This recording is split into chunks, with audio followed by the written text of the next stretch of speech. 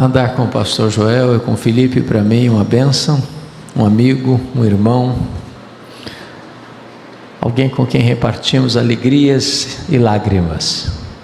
É muito bom estar junto e muito bom estar com esta igreja, muito bom receber o carinho e a hospitalidade de vocês. Hoje eu quero partilhar para mim um dos textos mais emblemáticos da Bíblia e uma das histórias mais incríveis registradas nas Escrituras. Então convido você a abrir sua Bíblia comigo no livro de Jó, capítulo 1. Jó, capítulo 1, dos versos 6 ao verso 12. Jó 1, 6 a 12. E esse texto diz assim: no dia em que os filhos de Deus vieram apresentar-se perante o Senhor, veio também Satanás entre eles. Então perguntou o Senhor a Satanás: de onde vens? Satanás respondeu ao Senhor e disse: de rodear a terra e passear por ela. Perguntou ainda o Senhor a Satanás: observaste o meu servo Jó? Porque ninguém há na terra semelhante a ele, homem íntegro, reto, temente a Deus e que se desvia do mal. Então respondeu Satanás ao Senhor: porventura Jó debalde teme a Deus? Acaso não o cercaste com sebe, a ele, a sua casa e a tudo quanto tem?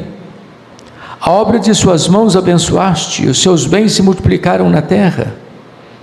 Estende, porém, a tua mão e toca-lhe em tudo quanto tem, e verás se não blasfema contra ti na tua face. Disse o Senhor a Satanás: eis que tudo quanto ele tem está em teu poder, somente contra ele não estendas a tua mão.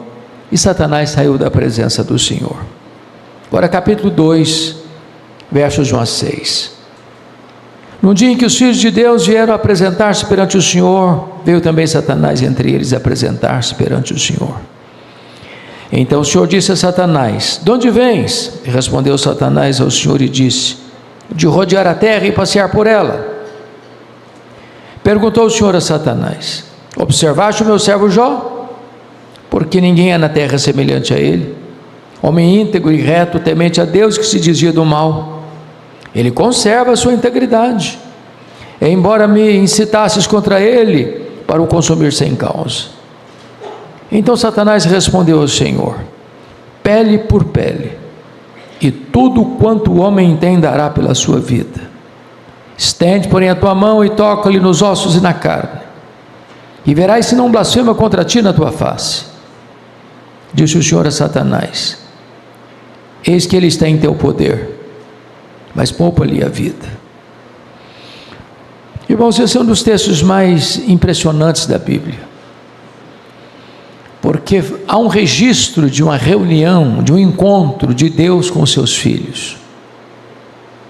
E eu quero entender aqui que está se referindo aos anjos, e eu quero compreender que esta reunião aconteceu nas regiões celestes, e sem nos dar explicação, a Bíblia diz que Satanás aparece por lá, e é Deus quem dá o pontapé na conversa, perguntando para Satanás: de onde vens? E Satanás respondeu: de rodear a terra e passear por ela. Satanás é uma espécie de turista inveterado, ele anda por aí, ele está de olho, está antenado, está procurando uma brecha, está procurando alguém para devorar. E Deus cutuca outra vez, perguntando assim: observaste o meu servo Jó? E Deus dá o currículo de Jó: não há ninguém na terra semelhante a ele, o mais piedoso dessa geração, homem íntegro. Íntegro é aquilo que você é, com a porta do quarto trancada, sem ninguém olhando. Homem reto é aquilo que você é em público, todo mundo está vendo. Homem temente a Deus, princípio da sabedoria. Homem que se desvia do mal, deliberadamente santo. Satanás poderia ter respondido assim: olha, esse aí eu não observei ainda não. Eu ando meio ocupado, eu tenho outras agendas. Quem sabe um dia eu boto os olhos nele. Mas não foi a resposta de Satanás. Satanás respondeu para Deus assim: mas também puderas. Servir-te desse jeito é muito fácil. Tu tens abençoado a vida dele. Tu tens cercado a casa dele com a grande sebe, com a grande muralha de proteção. Os bens desse homem prosperam na terra. Tudo que esse cara bota a mão vira dinheiro. Desse jeito é muito fácil te servir. E Satanás insinua duas coisas aqui. Primeiro, ele insinua que Deus precisa subornar as pessoas com bênçãos para receber delas adoração. Satanás insinua que ninguém adora a Deus por quem Deus é, apenas por aquilo que Deus dá. Satanás insinua que as pessoas só buscam a Deus porque descobriram que religião dá lucro. Mas Satanás insinua mais. Ele insinua que Jó só serve a Deus por aquilo que recebe de Deus, não por causa do caráter de Deus, mas por causa das bênçãos de Deus. E ele então levanta aqui uma espécie de tese, e a tese que ele levanta é a seguinte: ninguém ama mais a Deus que o dinheiro. A segunda tese que ele levanta é essa: ninguém ama mais a Deus do que a família, porque Satanás diz: toca no que ele tem. E o que um homem tem? Um homem tem família, um homem tem bens materiais. Satanás disse: se tu tocares no que ele tem, esse mesmo Jó que hoje está adorando, amanhã vai blasfemar.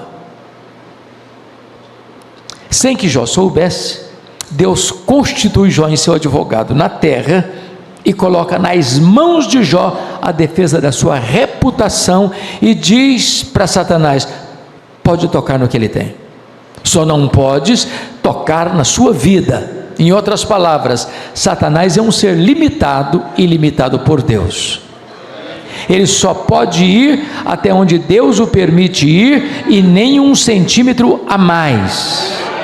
Nas palavras de Martinho Lutero, Satanás é um cachorro na coleira de Deus. Ele só pode ir até onde a coleira o permite ir e nem 1 centímetro a mais.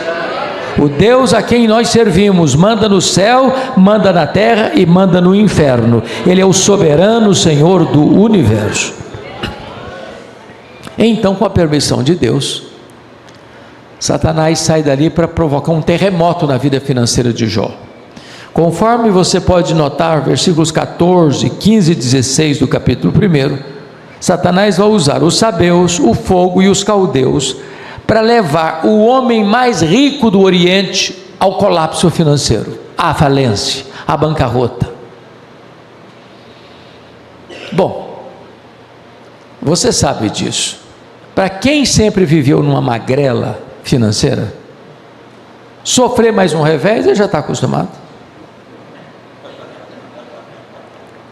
Mas o cara mais rico, quebrado de um dia para a noite, o chão foge debaixo dos seus pés.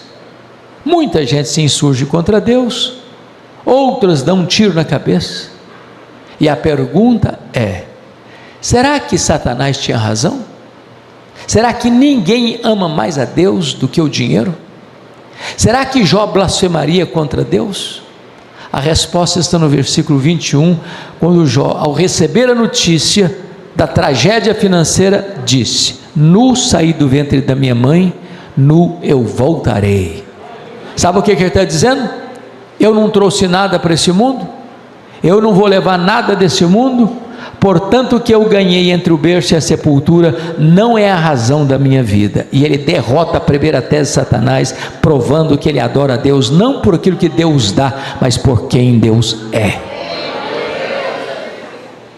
Mas no mesmo dia da tragédia financeira, Jó recebe a notícia mais trágica da sua vida. Talvez não, nenhuma dor humana se compare a esta. Os 10 filhos de Jó eram amigos, porque Jó era um pai exemplar, intercessor, conselheiro, espiritual. Os 10 morrem num único acidente. Sempre que eu leio isso, pastor Joel, eu me transporto para debaixo da pele de Jó. E eu não posso imaginar o que é esta dor, de um pai levar para o cemitério todos os seus filhos no mesmo dia. Como é que ele volta de lá? Como é que ele recomeça a vida? Como é que ele se ergue das cinzas? Será que Jó blasfemaria contra Deus? Será que ninguém ama mais a Deus do que a família? E a resposta está no versículo 20 e 21. Quando Jó recebe a notícia, diz o texto, no versículo 20, que Jó se levantou, rasgou o seu manto, rapou a cabeça, lançou-se em terra e adorou a Deus e disse: o Senhor o deu, o Senhor o tomou, bendito seja o nome do Senhor. No meio das lágrimas, Jó prova que ama mais a Deus do que a família. No meio das lágrimas, Jó prova que ele adora a Deus não por aquilo que Deus dá, mas por quem Deus é. Ele derrota a segunda tese de Satanás. Mas aí vem o capítulo 2, e mais uma vez Deus se reúne com os seus filhos, e mais uma vez Satanás aparece por lá, e mais uma vez Deus dá o pontapé inicial na conversa e perguntou para ele: de onde vens? Satanás respondeu: de rodear a terra e passear por ela. Em outras palavras, não mudei minha agenda, estou fazendo o que eu sempre fiz, estou por aí, estou de olho, estou antenado, estou procurando uma brecha. E Deus cutuca outra vez e pergunta para ele: observaste o meu servo Jó? E Deus dá o currículo de Jó sem mudar uma vírgula. Não há ninguém na terra semelhante a ele, homem íntegro, reto, temente a Deus, que se desvia do mal. E Deus acrescenta: ele conserva a sua integridade, embora me incitasses contra ele para o destruir sem causa. Sabe o que Deus está dizendo? Satanás, as suas teses são mentirosas, as suas teses são falsas. Jó provou que me ama mais do que o dinheiro, Jó provou que me ama mais do que a família, Jó provou que me adora não por aquilo que eu dou, mas por quem eu sou. Então Satanás partiu para a terceira tese: pele por pele, e tudo que o homem tem dará pela sua vida. Toca ali nos ossos, toca ali na carne, e verás se não blasfema contra ti na tua face. A terceira tese de Satanás é essa: ninguém ama mais a Deus do que a si mesmo. Então, sem que Jó soubesse, mais uma vez Deus o constitui em seu advogado na terra e coloca nas mãos de Jó a defesa da sua reputação e diz para ele: pode tocar nos ossos dele, pode tocar na carne dele, só não podes tirar a vida dele. Em outras palavras, Satanás é um ser limitado e limitado por Deus. Ele só pode ir até onde Deus o permite ir, e nem 1 centímetro a mais. Louvado seja o Senhor. Mas com a permissão de Deus, Satanás sai dali e coloca uma doença maligna em Jó, ferida do alto da cabeça à planta dos pés. Jó vai ficando magro, magérrimo, macérrimo, de couro furado pelas costelas em ponta. Ele não consegue comer, ele não consegue dormir, ele não tem alívio. A Bíblia diz que a pele dele vai necrosando, e ele precisa pegar cacos, talvez de telha, para raspar a pele necrosada. Bolhas de pus vão se formando, ele tem que morder nessas bolhas para tentar aliviar a sua dor. O seu corpo cheira mal, ele é uma carcaça humana, ele é uma chaga viva, ele é uma ferida aberta. O seu corpo está completamente deformado pela doença maligna. E no auge da sua dor, a sua mulher se aproxima dele e diz: ainda conservas a tua integridade, Jó? Amaldiçoa a Deus e morre logo. E ele respondeu: falas como qualquer doida. Temos recebido o bem de Deus, não receberíamos também o mal? E diz o capítulo 2, verso 10, que em tudo isso Jó não pecou contra Deus com seus lábios, e ele derrota a terceira tese de Satanás, e prova que ele ama mais a Deus do que a si mesmo, e prova que ele adora a Deus não por aquilo que Deus dá, mas por quem Deus é. Mas aí vem o capítulo 2, versículo 11, e diz a Bíblia que 3 amigos de Jó, e esses amigos são Elifaz, Bildade e Zofar, eles combinam ir juntamente condoer-se de Jó e consolá-lo. Versículo 12, eles levantaram de longe os olhos e não reconheceram Jó, e eles ergueram a voz, e eles choraram, e cada um rasgou o seu manto, lançou o pó ao ar sobre a cabeça, e lançaram-se com Jó na terra, 7 dias, 7 noites, nenhum deles dizia palavra alguma para Jó, porque percebiam que a dor de Jó era muito grande. E esses homens num dado momento se tornaram consoladores molestos. E a pergunta que eu lhes faço é esta: esses homens eram amigos de Jó? E a resposta sonora e retumbante é esta: sim, eles eram amigos de Jó. Mas então qual era o problema deles?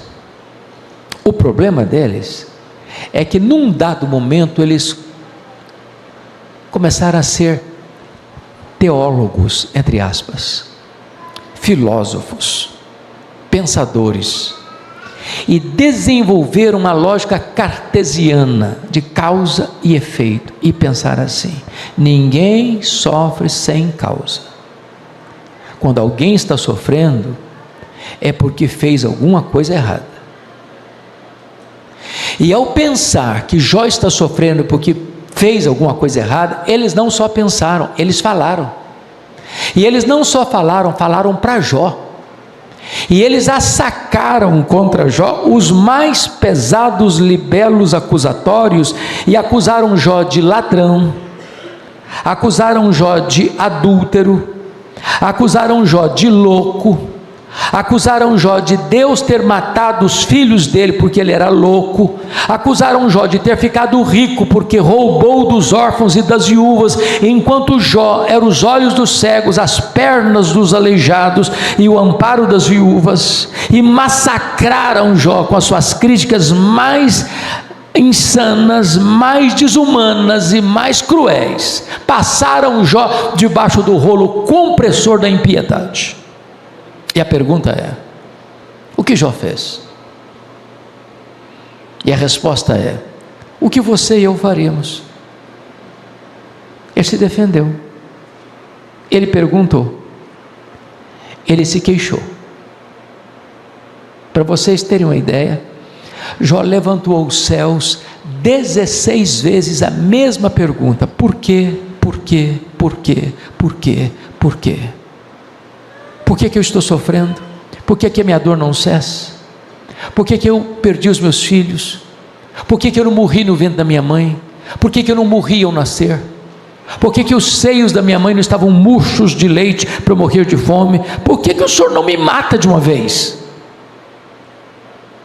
Ele levantou aos céus 34 queixas contra Deus. 34 queixas. Sabe qual a resposta que ele recebeu de Deus? O silêncio total. Nenhuma palavra, nenhuma explicação, nenhuma luz no fim do túnel. E eu posso lhes garantir que pior do que sofrer é sofrer sem explicação. Irmãos, o silêncio de Deus grita mais alto nos ouvidos da nossa alma que o barulho mais ruidoso das circunstâncias mais adversas. Se vocês estão acompanhando o meu raciocínio, percebem que Jó está sendo golpeado nas 5 áreas mais importantes da vida de um ser humano. Primeira área financeira. Irmãos, não é fácil você ter um padrão de vida e do dia para a noite esse padrão cair. e você não tem mais nada, e você não tem mais crédito na praça. A segunda área é a área dos filhos. Irmãos, não é natural pai e mãe sepultar filhos, não é natural. Não é natural os filhos furarem a fila. O natural é que os filhos sepultem seus pais, e não que os pais sepultem seus filhos. Terceira área, a saúde. Irmãos, a doença nivela os homens. Pode ser o cara mais rico do país, num CTI, todo entubado, sentenciado pela morte, não tem narizinho empinado, não tem. Quando a Covid-19 devastou o mundo e atingiu tanto o Brasil, uma das histórias que mais me marcaram foi que um riquíssimo banqueiro brasileiro morreu de Covid, um homem bilionário, multibilionário, e a filha disse no cemitério algo muito, muito emblemático. Ela disse: a coisa mais insana é que meu pai, sendo multibilionário, morreu por aquilo que é de graça, o ar nos seus pulmões. A doença nos reduz ao pó da humilhação. Jó está doente, chagado. A quarta área que ele foi golpeado foi o casamento. Na hora que ele mais precisou do apoio da sua mulher, ela disse para ele: morre, homem, morre, mas morre logo.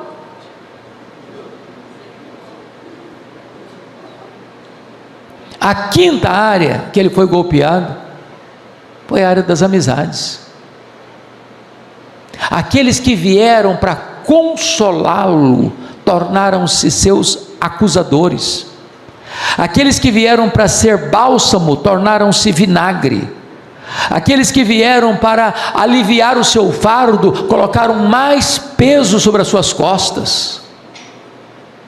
Se vocês estão percebendo, esse homem perdeu tudo. Numa linguagem bem brasileira, esse homem está no fundo do poço. Agora, quando alguém está no fundo do poço, só tem uma direção para olhar: é para cima. E para cima ele olhou, e arranca do peito um brado de esperança quando diz: mais uma coisa eu sei, é que o meu Redentor vive.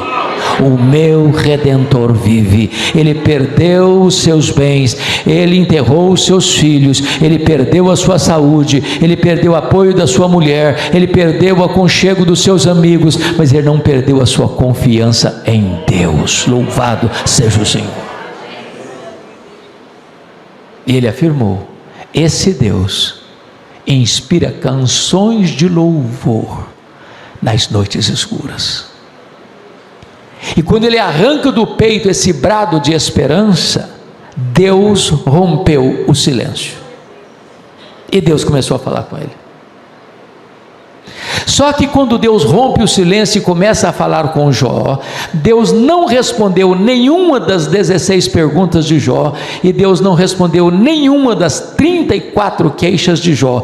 Quando Deus resolveu falar com Jó, Deus fez 70 perguntas para Jó, todas retóricas. É como se Deus abrisse as janelas dos céus e derramasse em catadupas, torrentes caudalosas da sua grandeza, da sua majestade, da sua glória, e Deus foi inundando Jó com a sua grandeza e a sua majestade, e Deus foi mostrando para Jó quão grande ele é, quão poderoso ele é, e perguntando: ô Jó, onde você estava quando eu lançava os fundamentos da terra? Ô Jó, onde você estava quando eu espalhava as estrelas no firmamento? Ô Jó, onde você estava quando eu cercava as águas do mar, para elas não invadirem a terra? E Deus foi mostrando a sua grandeza e o seu poder para Jó, e diz a Bíblia que Jó foi se encolhendo, e se encolhendo, e se encolhendo, para descobrir as 5 verdades mais revolucionárias da sua vida, que mudaram a sua história. E essas 5 verdades podem, nesta noite, mudar também a sua história. Que verdades são essas? Vá comigo, por favor, para o capítulo 42, porque elas estão lá. Observe aí, 42.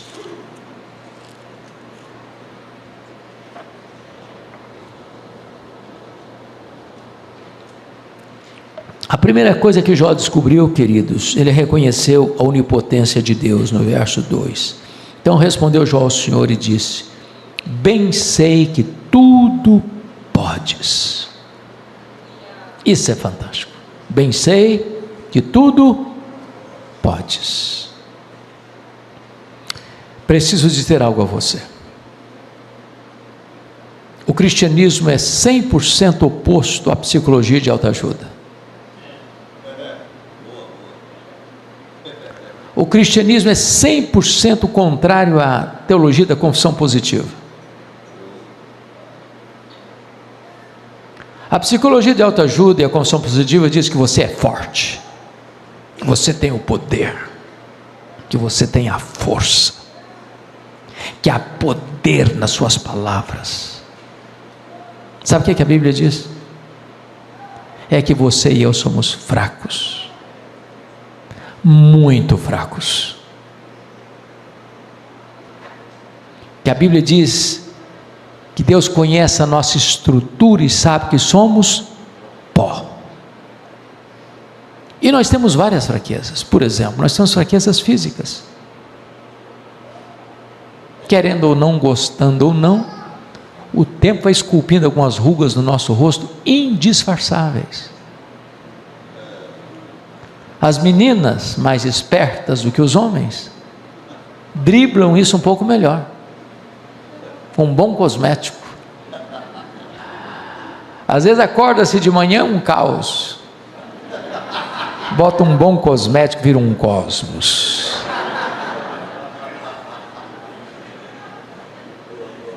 Daqui a pouco uma cirurgia plástica ajuda, e muito.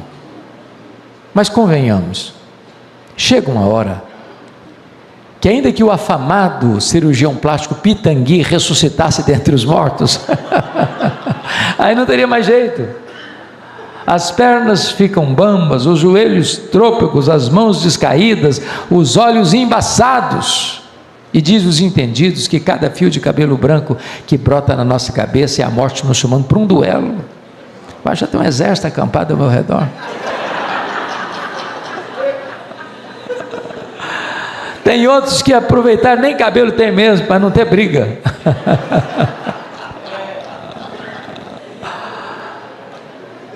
Temos fraquezas emocionais.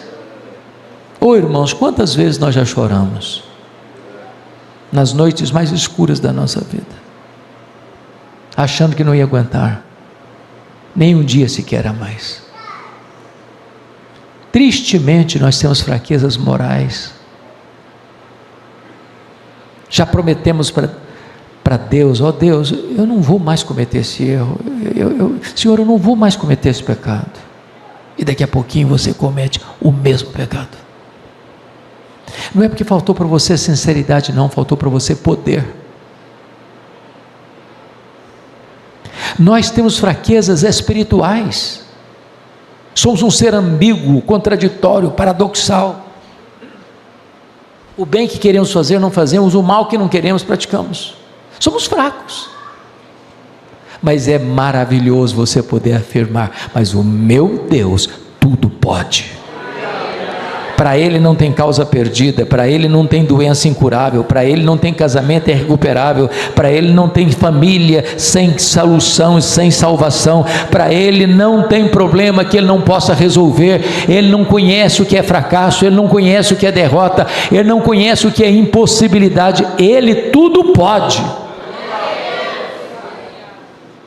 A grande pergunta nesta noite é: quem é o seu Deus? Quão grande é o seu Deus? Quão poderoso é o seu Deus? Nas palavras do profeta Isaías, o nosso Deus é aquele que mede as águas na concha da sua mão, o nosso Deus é aquele que mede os céus a palmos, o nosso Deus é aquele que espalha as estrelas no firmamento, e por ser forte em força e grande em poder, quando as chama pelo nome, nenhuma só delas vem a faltar. O nosso Deus é aquele que olha para as grandes potências econômicas e militares da terra e considera todas elas como um pingo que cai num balde, como um pó numa balança de precisão, como um vácuo, como nada, como menos do que nada. Este é o nosso Deus, Ele é o Todo-Poderoso Deus. Permita-me ilustrar de maneira tão simples. Um dia um pai caminhava com seu filho de 4 anos pela rua, mãos dadas. Quando o menino se volta para o pai e faz uma pergunta emblemática. Eu não sei se vocês concordam comigo, mas parece-me que toda criança fez um curso de pós-doutorado em perguntas difíceis. As crianças fazem as perguntas mais difíceis. E o menino perguntou para o pai assim: ô pai, qual é o tamanho de Deus? O pai não tinha uma resposta pronta para o menino de 4 anos. Ficou pensativo, continuou caminhando, calado. Quando de repente ele escuta os roncos das turbinas de um avião supersônico nas alturas excelsas. Ele diz: filho, olha para cima. Está vendo aquele avião? O menino diz: estou vendo. Qual o tamanho daquele avião, meu filho? O menino respondeu: mas muito pequeno, papai, muito pequeno. Estava muito longe. O pai pegou o menino, levou para o aeroporto. Tinha um jumbão de mais de 400 passageiros. Chegou bem perto e perguntou: está vendo esse avião, meu filho? Estou vendo. Qual o tamanho desse avião, meu filho? Esse é muito grande. É muito grande. O pai disse: pois bem, filho, Deus é do mesmo jeito. Quando você está longe de Deus, meu filho, Deus parece pequeno para você. Aí os seus problemas ficam enormes.